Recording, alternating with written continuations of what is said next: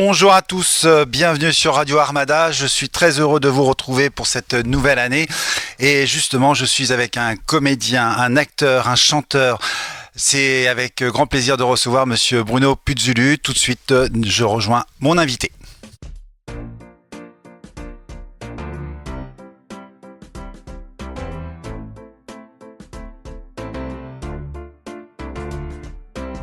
Bruno, comment allez-vous? Bonjour Frédéric, merci de m'inviter, je vais très très bien. Je vois ça en pleine forme, hein, entre Paris et la Normandie. Entre Paris et la Normandie, toujours, la famille en Normandie et puis Paris, le travail. Ouais, en Normandie aussi quand même. Oui, parce qu'il m'arrive de jouer en Normandie, oui. Exactement. Donc justement, on va en revenir tout au long de cette émission. Vous êtes né en fait en Normandie, à Toutainville, près de Pont-de-Mer. Pas loin d'Honfleur. Je suis né à Pont-de-Mer, mais j'ai vécu à Toutainville. À Toutainville, c'est un petit village. Oui. Pas loin d'Honfleur, oui. Pas loin d'Honfleur, pas loin du Bec et Loing. En fait, une belle Normandie.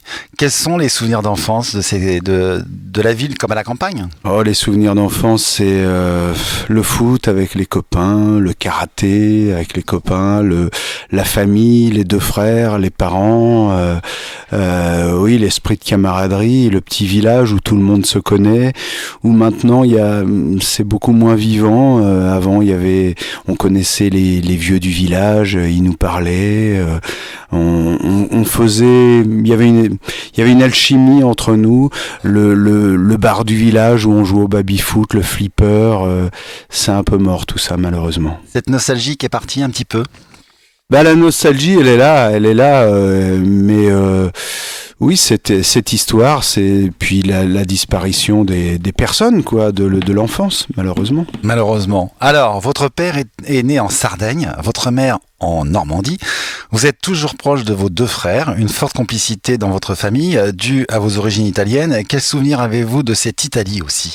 L'Italie, mon père était ouvrier à la papeterie à Pont-de-Mer, et puis l'été, c'était les vacances en Sardaigne. Alors, quand il y avait assez d'argent pour y aller, c'était un autre monde. C'était Puzzulu à l'école à Toutainville, j'étais le seul. Donc ça faisait rire un peu aussi ce nom un peu biscornu. Et quand j'arrivais en Sardaigne, il y avait plein de Puzzulu. Tout d'un coup, c'était un autre monde pour moi où tout d'un coup il y en avait plein d'autres comme moi, comme nous. Et le papa, il ramenait des choses imprimées peut-être aussi pour aimer la littérature, Bruno? C'était beaucoup des chansons. Quand on partait en Italie comme ça, on rapportait beaucoup de musique italienne. À l'époque, c'était les cassettes. Oui. Oui, c'était surtout ça parce que la littérature. Pas vraiment mon père, parce que c'était pas quelqu'un qui lisait de la poésie, qui lisait des romans. Il lisait plus l'éveil de Pont-de-Mer et puis le Messager sarde qu'il recevait tous les mois, et puis aussi les articles sportifs, mais pas beaucoup la poésie, non. Alors pour dire l'éveil, c'est le journal local. C'est le journal local. C'est le journal local. Et pourtant, comment vous avez pu découvrir en fait le théâtre et vous êtes venu de cette passion? Votre frère Mario vous a-t-il influencé? Oui, mon frère Mario qui était instituteur, qui est à la retraite aujourd'hui, c'est-à-dire qu'il a fait du théâtre, dans un premier temps du théâtre amateur, et pour la première fois, je suis allé au théâtre avec mes parents. Pour voir mon frère. Je m'étais jamais retrouvé avec mes parents et mon autre frère Luigi dans une salle de spectacle. Donc pour la première fois, environ à l'âge de 15-16 ans, je me suis retrouvé dans une salle de spectacle avec les miens et mon frère Mario sur scène. Et ça m'a ouvert le rêve.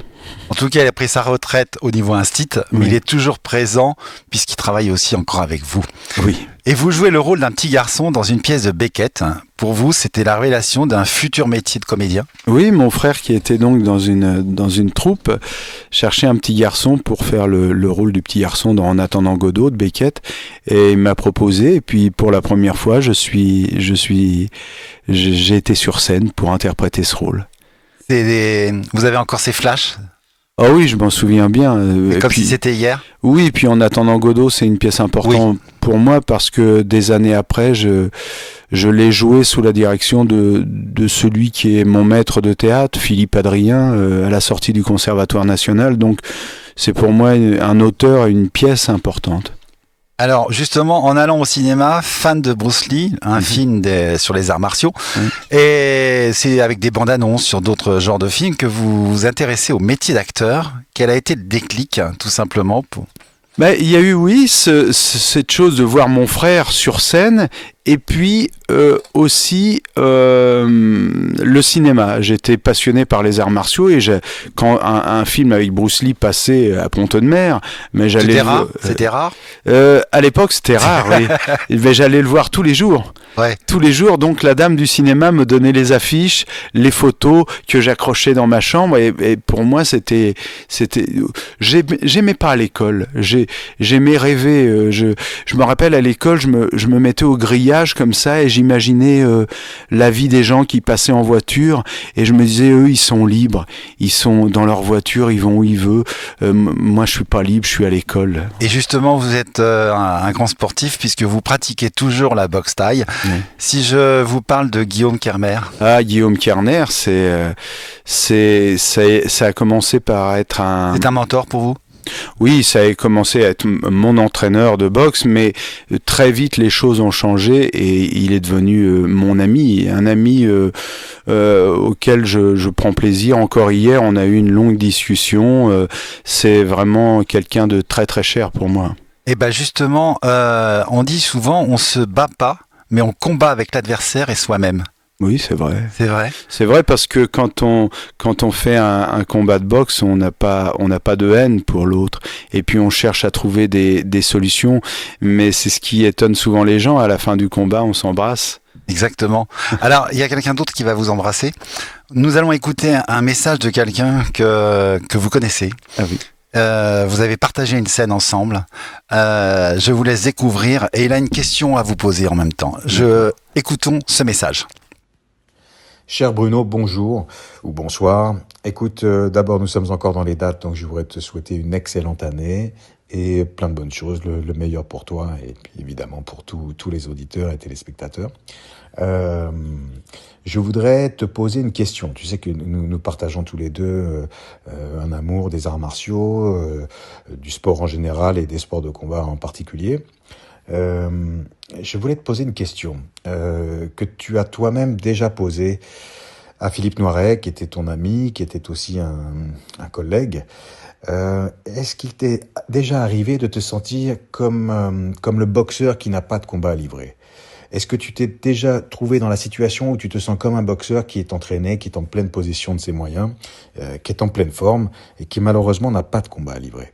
Et je voulais savoir comment tu as réussi à te sortir de cette situation, qu'est-ce que tu as fait pour transcender cette situation et réussir à dépasser cet état que nous avons, je crois que nous avons tous traversé un jour ou l'autre dans notre carrière d'acteur. Donc, comment tu as fait? Et je pense que ça aura une résonance particulière pour les artistes, mais en fait pour tout le monde, parce qu'on passe tous certaines épreuves.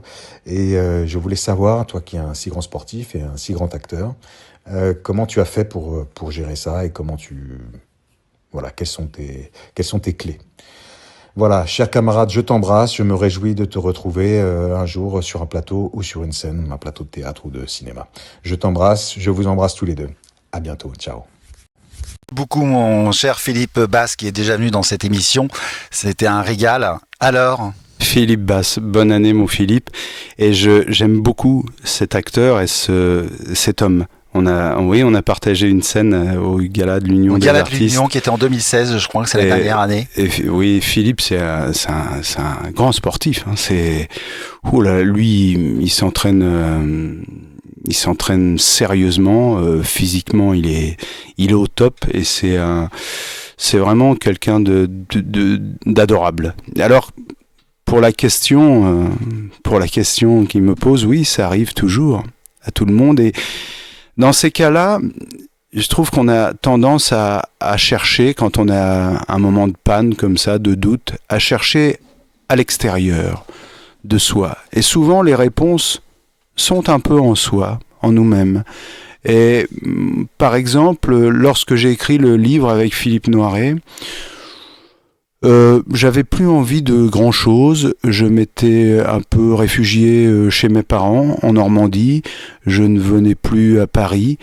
Les seules fois où je venais à Paris, c'était pour aller chez Philippe Noiret et sa femme, et on avait de longues conversations comme ça. Et je retournais chez moi à pied.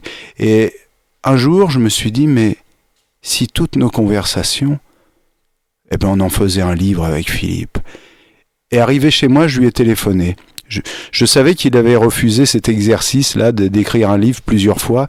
Je me suis dit, s'il me refuse, il le fera au téléphone et la prochaine fois qu'on se verra, on fera semblant de rien. Je lui dis, Fifi, si toutes nos conversations, on en faisait un livre, il m'a dit, bah allons-y mon grand. Et ça s'est passé comme ça. Donc l'écriture, par exemple, moi, que ce soit l'écriture de livres, de chansons, m'a souvent permis je dirais, de rebondir. L'adaptation des Rital, par exemple, que j'ai fait d'après le roman. Donc oui, Philippe, moi c'est différent pour tout le monde, mais en tout cas pour moi ça a toujours un peu fonctionné comme ça, plutôt que d'aller comme ça à la quête extérieure d'une chose, d'une formule magique, d'une recette. Je replonge plutôt en moi. Voilà. Et encore une fois, merci Philippe pour ta question, parce que c'est quelqu'un que j'aime beaucoup en tant qu'acteur et aussi en tant que personne. Et sportif aussi. En tout cas, ça parce que je l'ai vu à l'œuvre, il est super. Hein. Toujours en forme. Totalement. Ça confirme un peu, on se bat pas, mais on combat avec l'adversaire et soi-même en fait. Oui, c'est ça. C'est ça, tout simplement. Toute une vie. Alors, vous suivez des études de lettres modernes à l'université de Rouen, vous rentrez au conservatoire régional pendant 4 ans, vous préparez le concours de Conservatoire national supérieur d'art dramatique de Paris, et après vous intégrez la classe de Philippe Adrien, qui est auteur, scénariste, metteur en scène, les 5 dernières minutes de Raymond Souplex, pendant 3 ans. Quel souvenir gardez-vous de cette formation, de ces études ? Oh ben, Philippe comprendrait, dans les arts martiaux on a des maîtres, et pour moi Philippe Adrien ce fut un maître. Un maître, un second père ? Non, pas second père, jamais j'emploie ce mot, parce que mon père était tellement important que... Oui, on n'a qu'un père. On n'a qu'un père, mais non, c'était un guide, un maître de théâtre. C'est bizarre la vie, parce que quand je l'ai vu le premier jour, je me suis dit, ah tiens, il est âgé déjà. Pourquoi je me suis dit ça ? Parce que il avait des pantalons en tergale comme mon père aussi. Ah. Et je me suis dit, tiens, quelqu'un qui met des pantalons comme mon père, c'est quelqu'un d'âgé. Et il était âgé, mais comme quoi, hein, si je regarde aujourd'hui, je suis plus âgé que lui à l'époque. Alors, plein de jeunes doivent se dire la même chose. Il vous mettait en confiance ? Il nous mettait en confiance sans nous mettre en confiance, parce que Philippe Adrien justement ne nous donnait pas de recettes. Il nous disait pas il faut faire ci, il faut faire ça. Il nous laissait chercher, mais il savait nous guider au bon moment à l'aide d'un mot, d'une phrase. Il y a beaucoup de profs comme ça d'art dramatique qui donnent des recettes. Alors tu vois, à tel moment tu fais ça, puis tu fais ça. Moi je pense, en tout cas pour ma personnalité, c'est pas bon. Mais lui nous laissait beaucoup chercher, nous laissait nous perdre. Et il savait qu'il y avait ce besoin à un moment de se perdre pour ne pas avoir de solution facile. Voilà, parce que quand on aborde Beckett, quand on aborde Shakespeare, quand on aborde Molière, Novarina, je veux dire, c'est oui, on se perd un peu, mais le risque, c'est qu'on nous donne des recettes pour y arriver, et les recettes sont jamais bonnes. Même en cuisine, il faut savoir innover. Doser. Il faut savoir innover et doser. Voilà. Et justement, alors à l'université de Rouen, vous rencontrez Philippe Torreton. Philippe, ouais. Lequel de vous deux était le plus assidu ? À l'université? Ouais. Je crois ni l'un ni l'autre. Ni l'un ni l'autre. Non, non, je crois que Philippe avait déjà la tête et le cœur tournés vers le théâtre. Et puis moi aussi, je me souviens, j'avais d'ailleurs, merci Céline, parce que je devais lire Voyage au bout de la nuit, qui est un pavé quand même. Et puis pour mon cours de littérature, et puis j'ai fermé le livre et je lisais sans lire, quoi. Et j'ai dit, bon, voilà, à partir d'aujourd'hui, j'arrête. Je vais annoncer à ma famille que j'arrête et je vais me consacrer au théâtre. Et ça a été une délivrance terrible, terrible, parce que c'était une souffrance d'aller en cours. C'était pas votre. Non, votre truc. j'étais plus en fac pour faire partie de l'équipe de taekwondo avec mon maître Kim Jong-wan. Mais voilà, la fac, j'ai toujours détesté l'école. Bien que j'étais pas un mauvais élève, mais je me rappelle, je dessinais sur la table des horloges et je barrais comme ça les minutes. J'ai jamais aimé ça. En tout cas, depuis, vous êtes entouré de Philippe quand même. Je veux pas dire, mais Philippe Adrien, Philippe Noiret, Oui, Philippe Torreton, Philippe Basse, ouais. Jean-Philippe Smet. Parce qu'on parle de Johnny Hallyday, mais en fait, c'est Jean-Philippe Smet. Ouais. Vous êtes entouré de Philippe. Vous croyez à ça? Oh, moi je crois à tout et en tout et en rien en même temps. Vous êtes comme ça, Thomas? Oui, non, mais je sais pas, oui, je me méfie de toute. Ouais, je tire pas de conclusion là-dessus, non. Alors en 94, vous rentrez à la Comédie Française, vous êtes pensionnaire jusqu'en 2003. Vous jouez Molière, Beaumarchais, Marivaux, enfin des classiques. En 2003, vous êtes licencié de la Comédie Française, sans cause réelle et sérieuse. Quel est son souvenir le plus marquant de cette belle expérience quand même? Parce que c'est quand même une belle école. Oui, aujourd'hui, il m'en reste que du bon, parce que j'y ai connu des gens magnifiques, comme Roland Bertin, comme Catherine Yegel, Jean-Pierre Miquel, l'administrateur, la salle, enfin, Giorgio Strehler, enfin, tout un tas de metteurs en scène et de comédiens. Ce qui m'en reste, c'est que du bon aujourd'hui. Bon, c'est vrai qu'il y a mais comme partout, des jalousies, et puis quand vous rentrez, et à un moment j'étais le plus jeune, et que vous fermez les portes, vous avez des petits rôles, tout le monde vous adore, et puis après quand vous vous mettez à faire du cinéma, et puis que vous avez des rôles importants au sein de la maison, de la Comédie Française, bah ça crée forcément des jalousies. Mais L'ego. oui, c'est ça, mais comme vous êtes Playmobil. mais moi aujourd'hui il m'en reste que Ouais, du bon. que du bon. Ouais. Qu'est-ce que vous pourriez dire justement à ces jeunes comédiens qui veulent rentrer à la Comédie Française? Bah que déjà c'est bien de vouloir y rentrer, mais il n'y a pas de on y entre uniquement sur proposition de l'administrateur, donc il faut qu'ils attendent qu'on leur propose, et puis c'est bien d'y entrer, c'est bien d'en sortir. Il y a un temps pour tout. Oui, je crois. Puis les gens qui veulent y rester, enfin, vous savez, Catherine Yegel s'est fait virer au bout de 40 ans. Hein. Oui. Non, je dirais, moi j'y ai connu des joies incroyables là-bas, mais il y a une vie ailleurs qu'à la Comédie Française, heureusement, et peut-être que les plus belles choses au théâtre, je les ai faites en dehors de la Comédie Française d'ailleurs.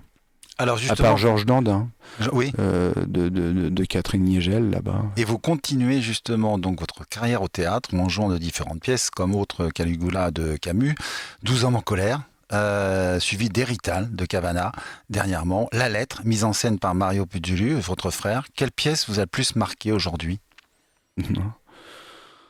Je peux pas dire. Il y en a une qui est plus marquante que d'autres? par rapport au... Non, parce qu'on les fait entre En attendant Godot, que j'ai joué quand j'avais une vingtaine d'années, par exemple, le ressenti est pas le même Ouais. que quand je joue les Rital ou la lettre d'Italie ou le journal actuellement Au Théâtre de Paris, là. à 57, 58 ans. C'est pas le même ressenti. Quand j'ai joué Godot, mon père était encore vivant, tout le monde était plus jeune. Quand je joue les Rital, c'était en quelque sorte pour mon père, la lettre d'Italie aussi, et donc tout change, mais il n'y a pas, c'est pas comme une course de vélo, quoi. Il n'y a pas une pièce sur le podium, une autre sur la deuxième marche, une autre sur la troisième. Non, c'est Ils à sont chaque tous fois des émotions différentes, des différents. rendez-vous différents. Alors justement, écoutons un deuxième message qui est très fort. Nous allons écouter le deuxième message de quelqu'un que vous connaissez même très très très bien. Boujou, c'est ça qu'on dit chez nous. Alors, Boujou mon nono, Boujou mon petit frère.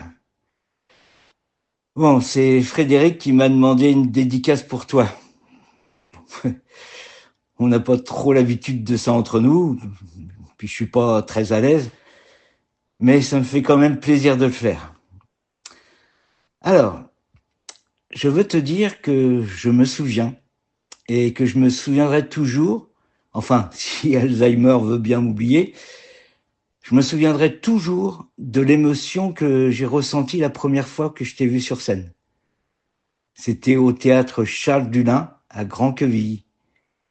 T'étais encore au lycée, et mon ami Daniel Mélier m'avait demandé si je connaissais pas un petit jeune qui pourrait jouer le rôle de garçon dans En attendant Godot.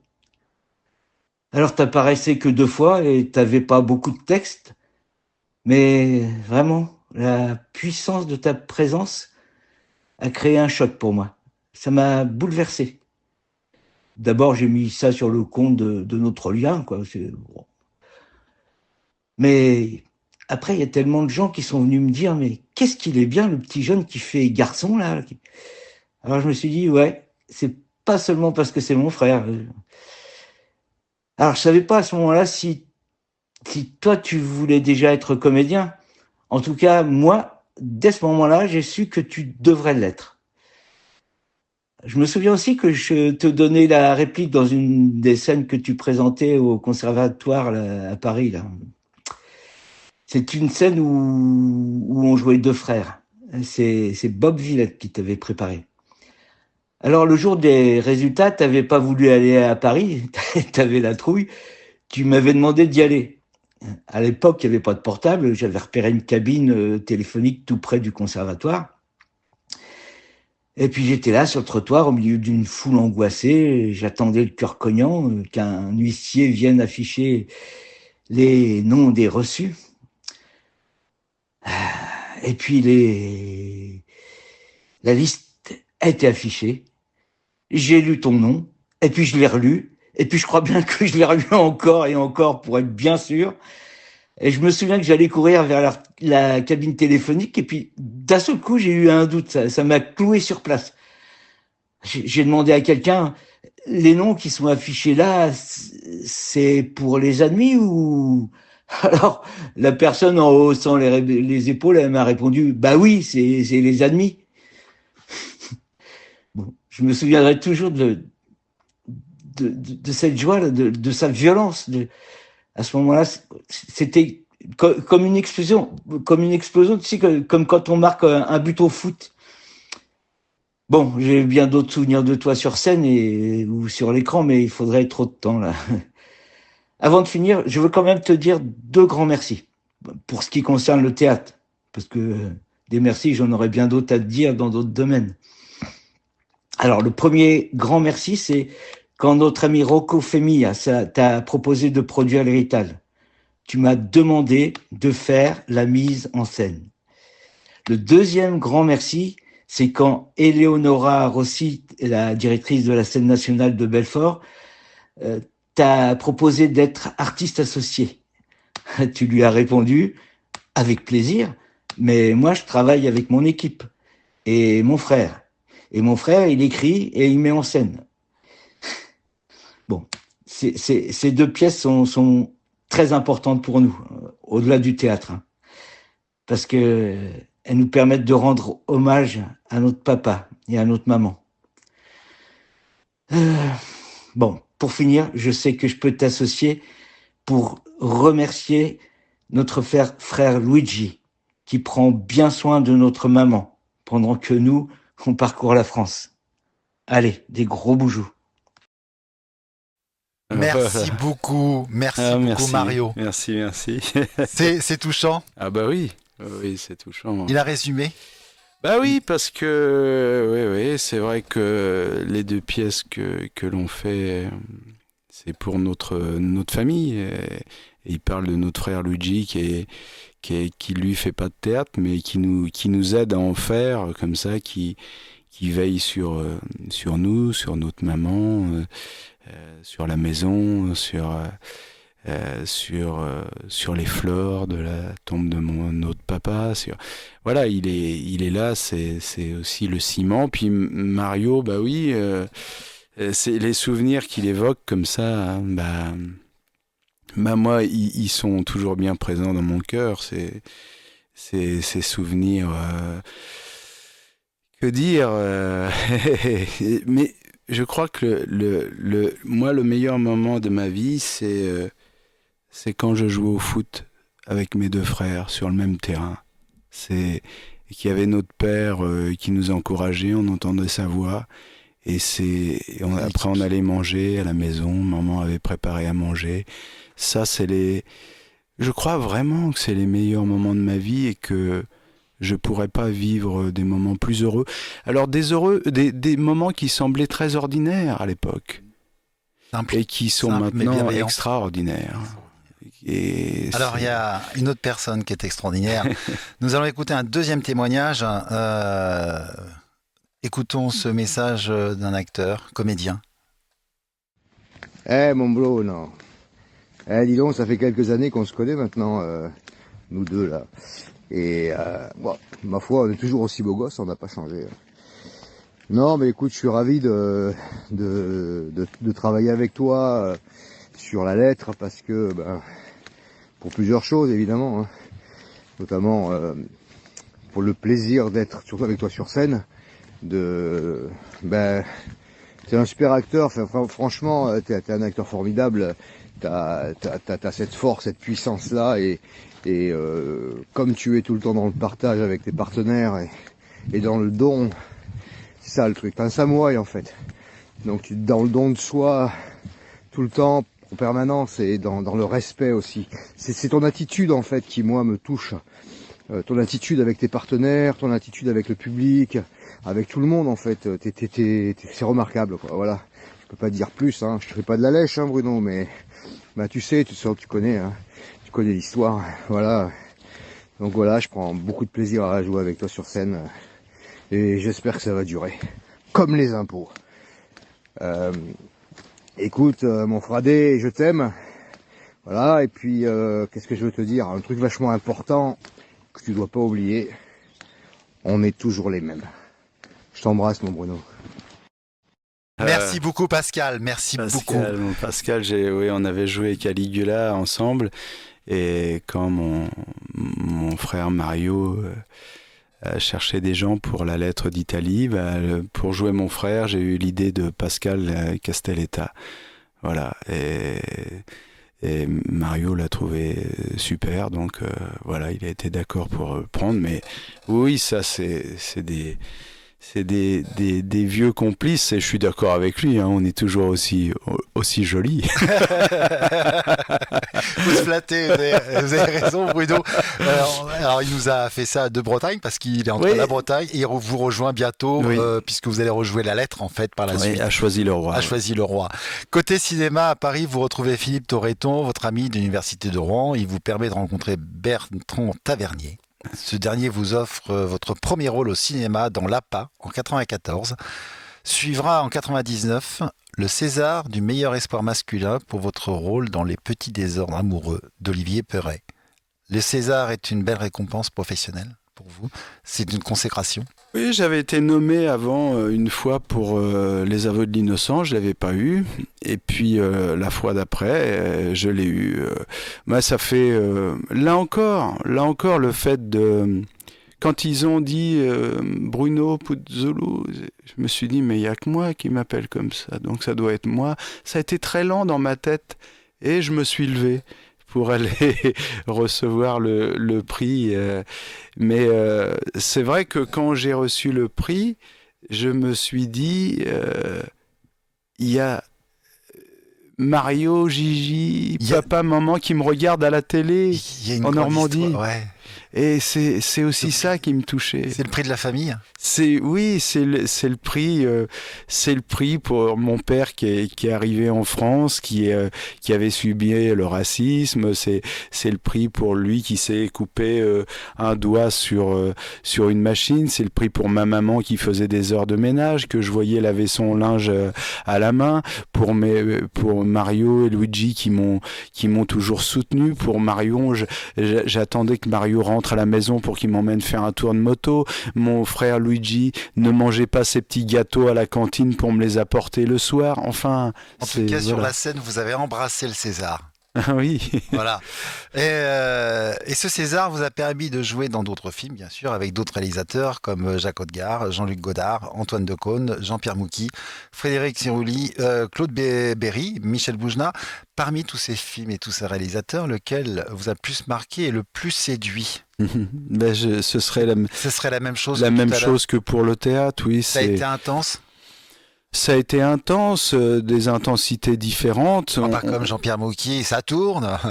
Et Jean-Pierre il faisait comme ça du cinéma en permanence, mais il était très gentil avec les Exactement. comédiens. Mais on peut pas comparer le cinéma de Tavernier, de Godard, le cinéma C'est deux mondes différents. de Mocky et de Boujna ou de Cône. Oui, ce sont des mondes différents. Ce sont Totalement. des mondes différents. Puis, le, ci- il y a des films, par exemple, que j'ai fait. Alors, pas avec ces gens-là, parce que c'était plutôt réussi, mais avec d'autres personnes, des films ratés, mais dont je garde des souvenirs magnifiques. Parce que le film était raté au final, mais le tournage Le était tournage était merveilleux. fantastique. Ouais. Et puis il y a aussi le contraire, des films réussis dont le tournage était pas terrible. Bon, donc tout se rencontre. Puis quelquefois il y a l'alchimie. Le tournage est super et puis le film est super. Puis on fait des rencontres aussi. Je sais pas, grâce à Michel Boujna, bah, j'ai rencontré Philippe Noiret. Tout à fait. Avec Godard, on s'est bah, il y a eu une correspondance comme ça, un peu épistolaire, mais jusque dans les derniers moments. Hein. Et pour moi, ça a beaucoup compté. J'ai reçu un courrier de sa femme il n'y a pas longtemps encore. Même si Jean-Luc est plus là, bah, voilà. Ils sont toujours présents Oui, ils sont dans notre toujours cœur présents. et dans notre air. Toujours. On va écouter un message aussi parce que justement, les rencontres, vous les aimez. On va écouter un message, une petite surprise de quelqu'un. Oui. Oh, sweet Pio, Brunetto. Et alors, comment ça va?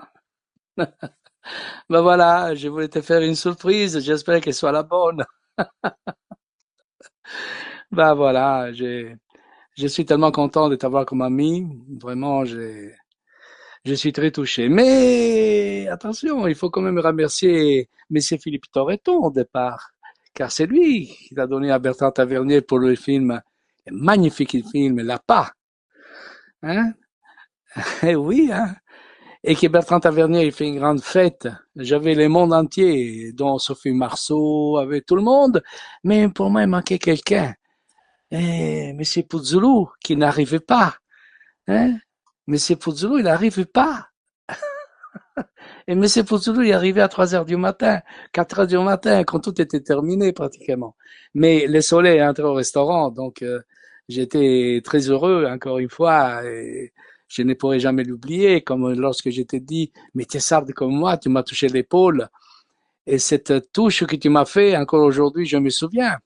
Et aujourd'hui, voilà, on est, enfin, pour moi, les très chers amis, l'ami de cœur et tout ce qui va avec, et bien évidemment, hein, faut pas oublier ces magnifiques films, faut pas oublier nos sorties pendant la bagatelle de 20 ans. On est sorti avec chez Castel, les Queen, alors là, parlons-en, et les dîners au restaurant, les dîners au restaurant chez Fulvio concernant ton plat préféré, les pennes all'arrabbiata. Oui, mais à quelle heure? À 6 heures du matin. Bah, bien sûr. Ça prouve qu'on était vraiment très jeunes. Là je passe, on vieillit. Mais la chose plus belle, c'est que nous sommes toujours là, tu me donnes toujours ton amitié et bien évidemment, j'espère être à la hauteur de recevoir ton amitié.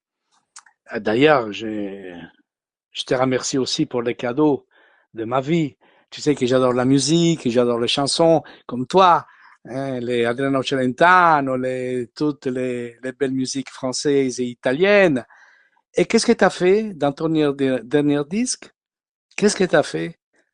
Tu as fait une chanson dédicacée au restaurant chez Fulvio. Tu te rends compte un peu? Parfois les soirs, lesquels fanfares, sur ma moto, chez Fulvio. Non, juste pour te dire, tu vois, parce que c'est magnifique. Jamais j'aurais pensé qu'un jour, quelqu'un, il aurait pu, elle est quelqu'un qui sait, Bruno Puzzolo, qui écrit une chanson pour les restaurants. Mais depuis quand ton dernier disque, qui est magnifique, toutes les chansons sont belles, mais il y a chez Fulvio aussi, tu vois ce que je veux dire, que j'écoute assez souvent, et au restaurant en particulier, bien évidemment. C'est dans la playlist. Et voilà. Donc, ça prouve encore une fois ton amitié vis-à-vis de moi. Et pour moi, c'est, c'est un rêve. Voilà. Tout est un rêve. Tout est un rêve avec toi, tout est rêve. Et quand je les touche, je me dis, non, non, il est là, c'est lui, c'est Bruno Puzzolo. Qu'est-ce que tu veux que je te dise? Voilà, honoré de ta présence, honoré quand tu viens au restaurant, et j'espère que ça va continuer tant que je suis là aux 4 du poitou, mon cher ami, parce que tu sais, je te dis, la vie, elle nous présente toujours des choses. Je voulais aussi te remercier concernant la pièce qu'on a vue la dimanche, la lettre, dont bien évidemment, tu m'as fait pleurer pendant 1 heure et demie, puisque j'ai commencé à pleurer quand ça a commencé la pièce, et j'ai terminé de pleurer quand la pièce a terminé. Ça m'a beaucoup touché. Années 40, en Italie, en Sardaigne, dans une ville, centre de Sardaigne, à Ido Maggiore. Qu'est-ce que tu veux? Ça m'a beaucoup touché et j'ai pleuré, voilà, j'étais très ému. Et maintenant, bien sûr, avec les Rital que tu as joué il y a quelques jours avant la pièce qui t'a joué dimanche, et là, cette semaine, c'est-à-dire mercredi, la première du journal, dont j'espère pouvoir te voir à l'œuvre.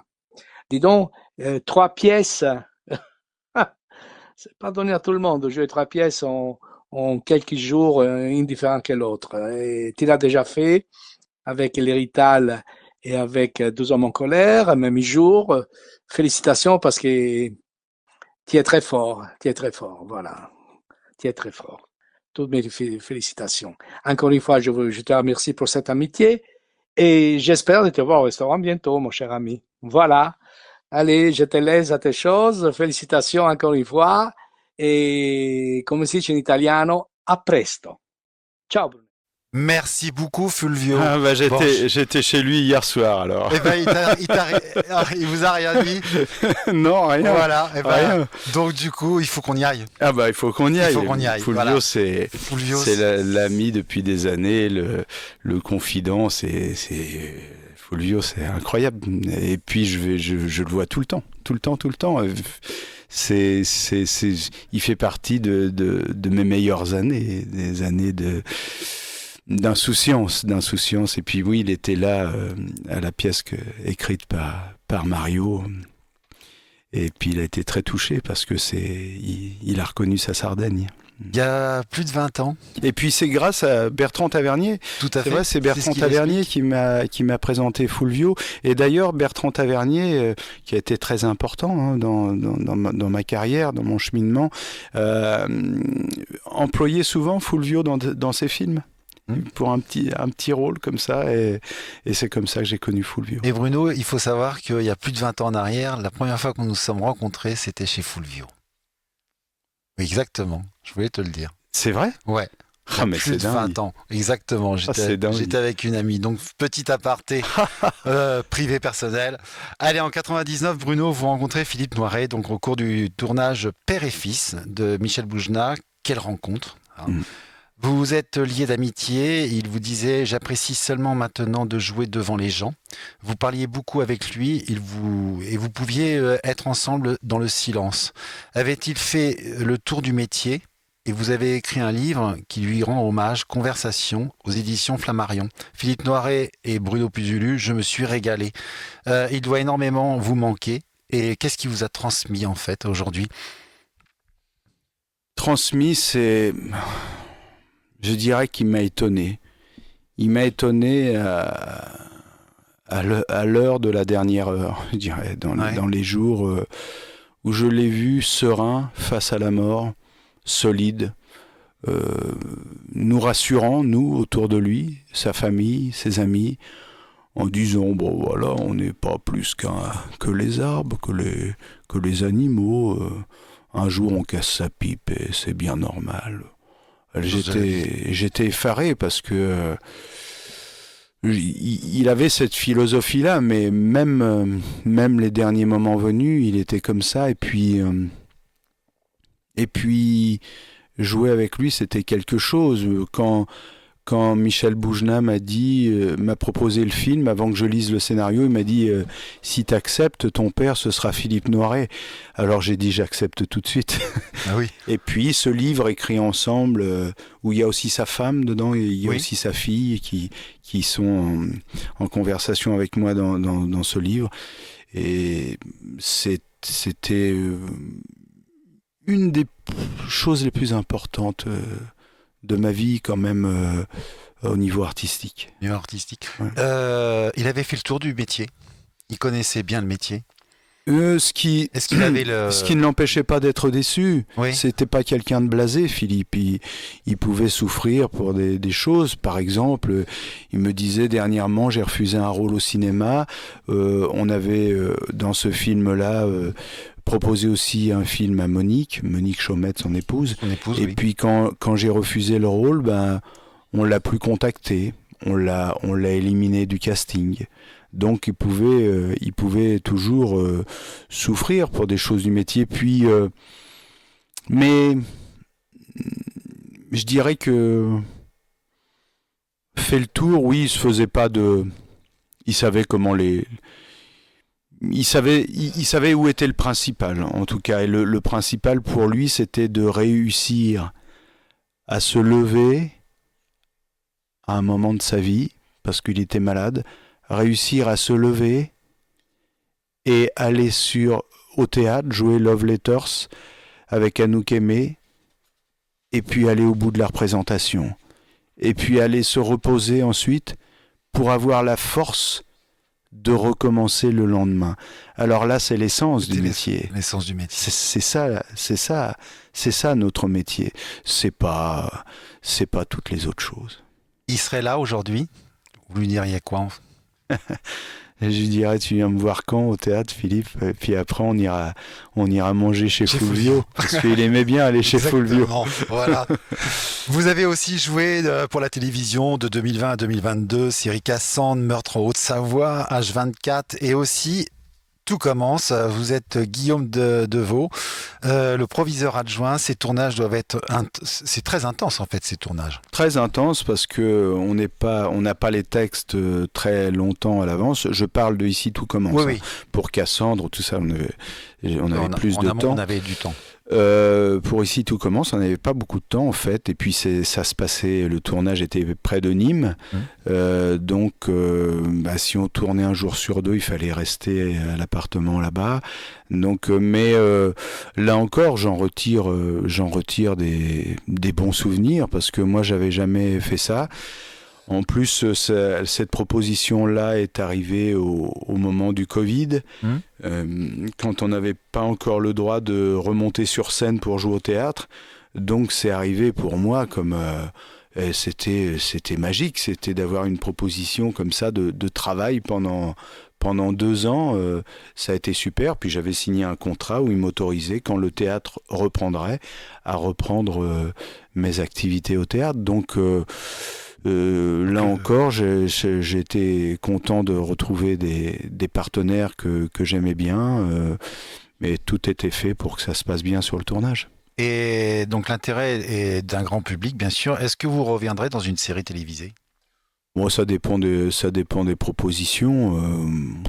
Je ne me vois pas ne faire que ça, Que par ça, exemple. oui, voilà. Alors Pour ça, vous, le théâtre, c'est plus ça important. pas plus important, Pas plus. mais ça dépend des comédiens. Je veux dire, il y a des gens qui peuvent passer leur vie dans une série, et puis c'est ni bien ni mal, mais c'est un choix, C'est un et choix. c'est une sensibilité. Pour moi, ce serait pas possible. Pour moi, ce serait pas possible. Mais à un moment, comme ce que j'ai fait, en faisant le théâtre à côté, en faisant d'autres projets à côté, puis il y a beaucoup de gens qui jouent dans les séries aussi, qui ne font pas que ça, qui ont des projets à côté. Ça, c'est primordial. Ça, c'est vraiment primordial. Mais bon, tous les goûts sont dans la nature. Et justement, en parlant de goût et de bonheur, on va écouter un message de quelqu'un qui vous adore. Écoutons ce message. Bonsoir à vous deux, ici Pascal Légitimus, presque en direct live. Je m'adresse plus spécifiquement à monsieur Bruno Puzzulu, acteur de son état. Ici Pascal Légitimus de la Clémendière de Bois-Dormant de Courtemanche, vicomte de Bragelonne. Soyons simples, appelle-moi Pascal. Voilà, écoute, Frédéric m'a contacté il y a 2-3 jours pour me dire qu'effectivement tu faisais cette interview dans son émission. Bah écoute, je suis ravi pour toi parce que évidemment tu fais la promotion de cette fabuleuse pièce que je n'ai pas eu l'occasion de lire ni de voir, mais j'en ai eu de très bons échos, ne serait-ce que par les répétitions, parce que je passais à côté, je tendais une oreille lorsque vous répétiez au Théâtre de Paris avec nos camarades. Et donc, je te salue, j'irai te voir à la salle Réjeanne, petite salle de 300 places, voilà, petit bijou de ce Théâtre de Paris, où j'ai eu l'occasion effectivement de jouer pendant 1 an dans cette pièce, le Duplex, qui partira en tournée dans 9 mois. Voilà, petite promotion au passage, mais en tout cas, c'est ce message que je t'adresse amicalement. Voilà, je te laisse entre les mains de Frédéric, et puis j'irai te voir, voilà. J'irai t'applaudir et t'apprécier, parce que je t'apprécie beaucoup. Et oui, mine de rien, on ne se connaît pas, mais il y a des gens comme ça qu'on aime bien, parce qu'on les voit, on les entend, on les subodore. Donc Bruno, allez, je t'appelle Bruno parce que entre nous on peut se dire Bruno, et moi Pascal.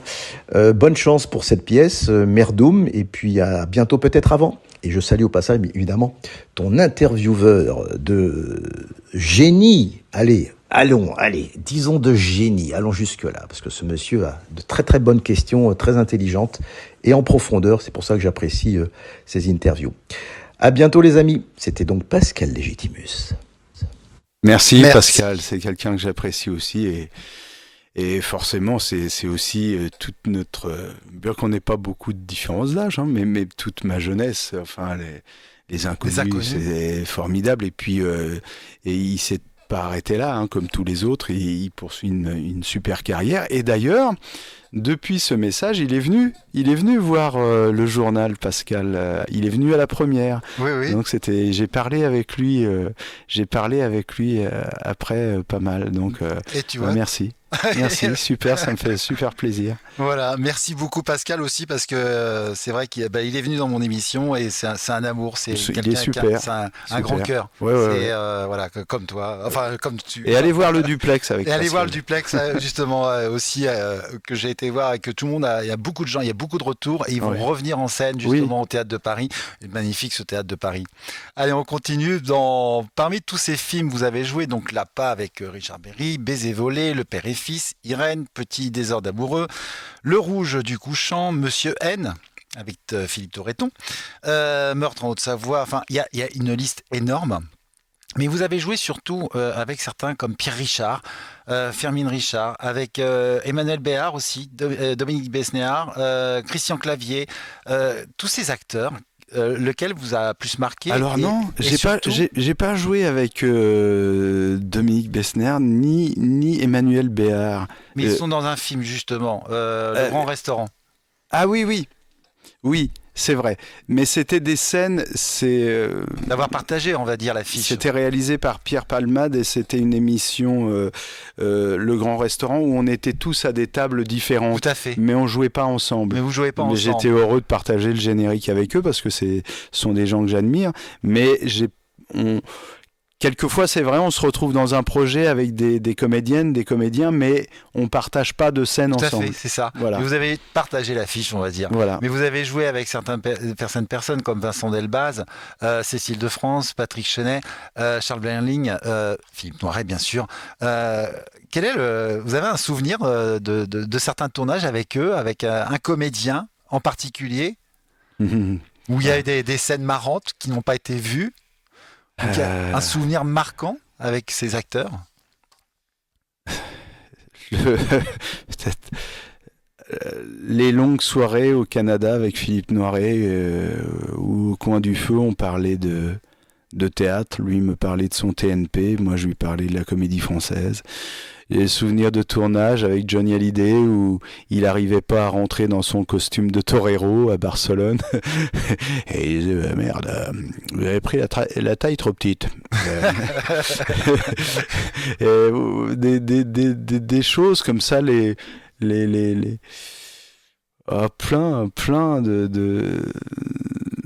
plein de souvenirs, mais... Il y en a tellement. Oui, il y en a... Alors, on a tellement. Ouais. On parlait de Johnny Hallyday, vous êtes aussi un parolier, un chanteur. En 2010, Drôle de monde, vous chantez un duo avec Elsa. Que j'ai retrouvé après dans Ici tout commence, que jouait ma femme. Voilà, que vous avez retrouvé dans Ici tout commence. Vous chantez aussi Tout un ville en 2023, dans le deuxième album C'est quand. Vous chantez L'ange blond en référence à Guillaume Carner. Voilà, pour la boxe taille. Fulvio. On a écouté tout à l'heure, vous chantez Papa, Maman, vous êtes un nostalgique, vous êtes attaché à votre famille. Comment c'est venu cette chanson? Qui a été le déclic en fait pour écrire tout ça?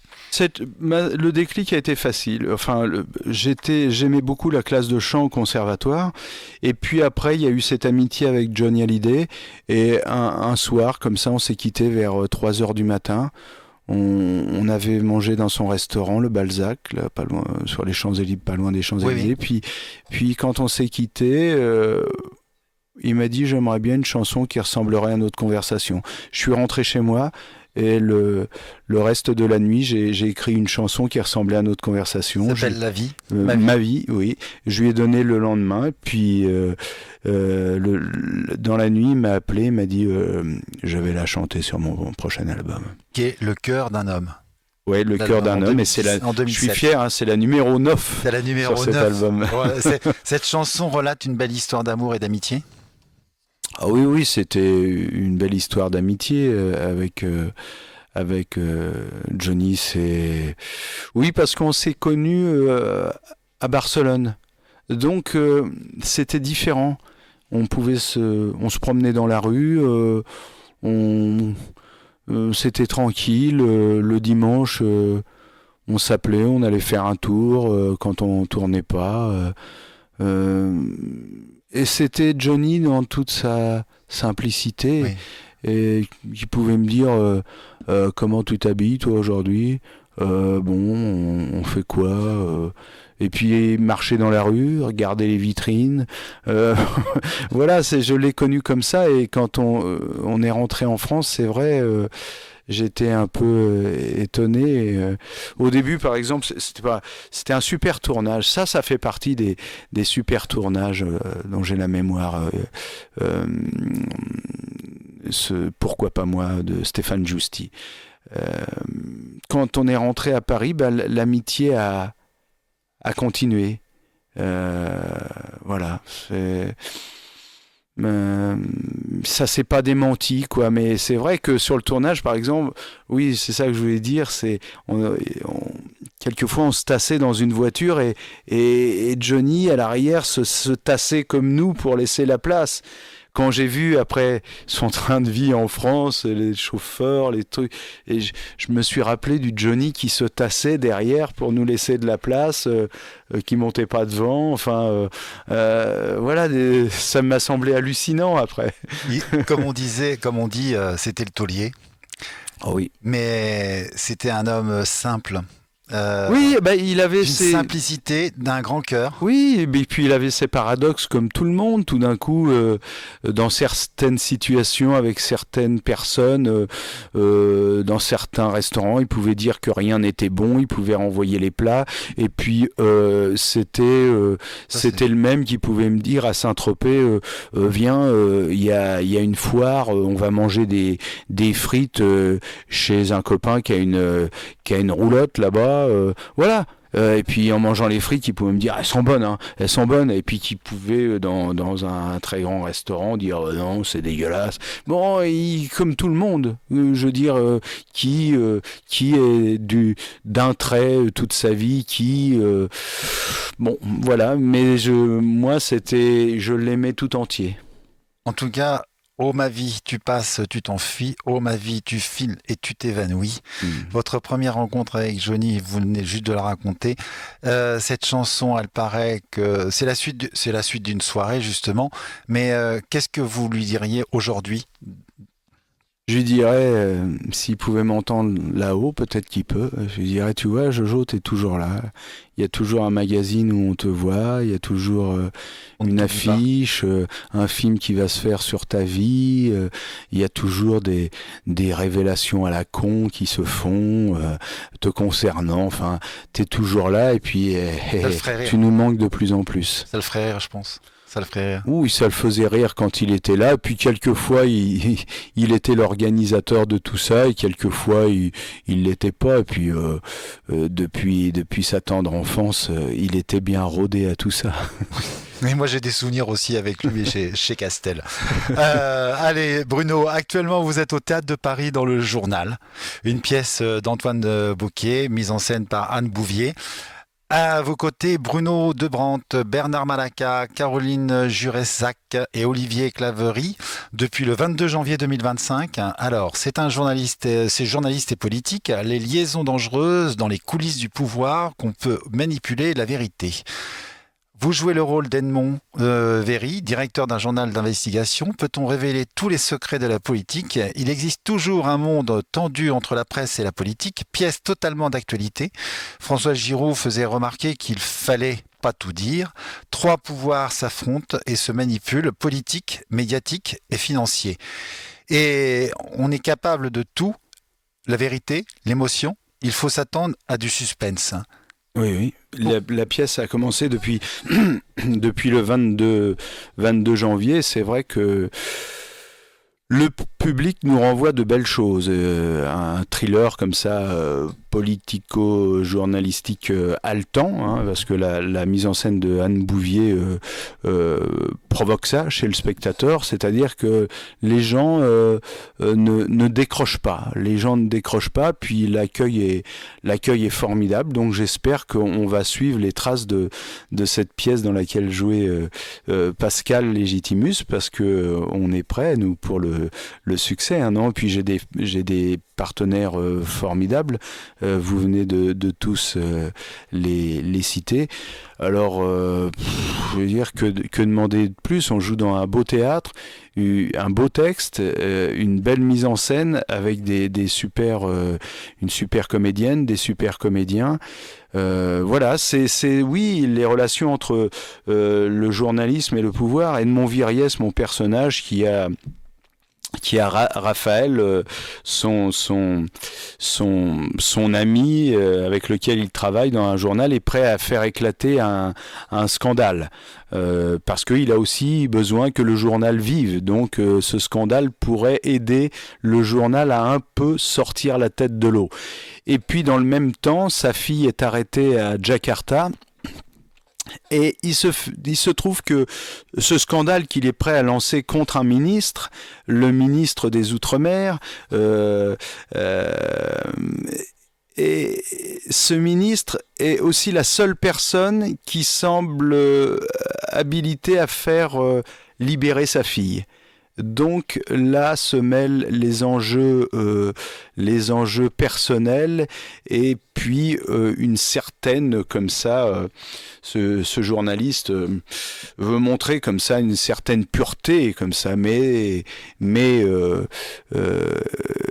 il il est dans un premier temps seulement victime, mais est-ce que avoir le statut de victime, c'est toujours aussi être d'une pureté étincelante? On se pose la question. S'il y a un peu des rapports incestueux entre les journalistes et les politiques, les journalistes quelquefois taisent des choses qu'ils savent, quelquefois ils révèlent, ça dépend comment le vent tourne.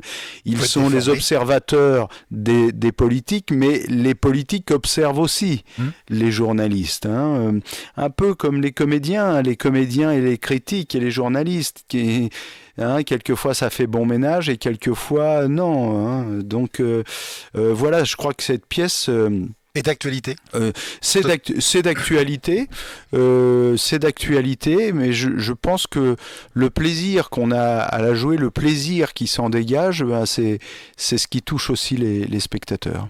Alors venez voir le journal au Théâtre de Paris, c'est jusqu'à fin avril. C'est jusqu'à pour l'instant au 1er juin. 1er juin. C'est tous les jours, donc salle Réjeanne au Théâtre de Paris, rue Blanche, du mercredi au dimanche à 20h30, le samedi à 17h et 20h30 et le dimanche à 15h30. On sera au rendez-vous en tout cas. Merci. Merci beaucoup Bruno. Alors nous allons écouter un dernier petit message de quelqu'un que vous connaissez aussi, qui vous a accueilli et qui est prêt à vous accueillir encore une deuxième fois. S'il y a bien une pièce à aller voir en ce moment au théâtre, c'est La Lettre d'Italie. Une histoire pleine d'émotions, entre fiction et autobiographie, entre chagrin et espoir. J'ai été très heureux de te revoir, cher Bruno, sur les planches du théâtre de Louviers. Tu m'as fait voyager, un voyage dans le temps, sur les traces de ton enfance, et aussi un voyage en Sardaigne, dans cette Italie qui m'est chère. Bruno, tu sais que tu es toujours le bienvenu à Louviers. On t'attend de pied ferme pour ta prochaine pièce. Salut l'ami. François-Xavier, une personne comme on en rencontre peu, parce que quand lui dit « tu peux revenir », c'est un homme de parole et de culture. C'est pas rien. Il y a des gens qui disent « tu peux revenir » et quand on les contacte, ils ont un peu oublié cette parole. Lui, c'est vraiment un homme de parole et quelqu'un que j'aime beaucoup. Donc merci beaucoup à François-Xavier Priolo, maire de Louviers exactement. Allez, on continue, mais pas dans le journal, mais dans un questionnaire de Proust. Allez, tout de suite. Le principal trait de votre caractère? Nostalgie. Ah bon? La qualité que vous appréciez chez un homme ou chez une femme? La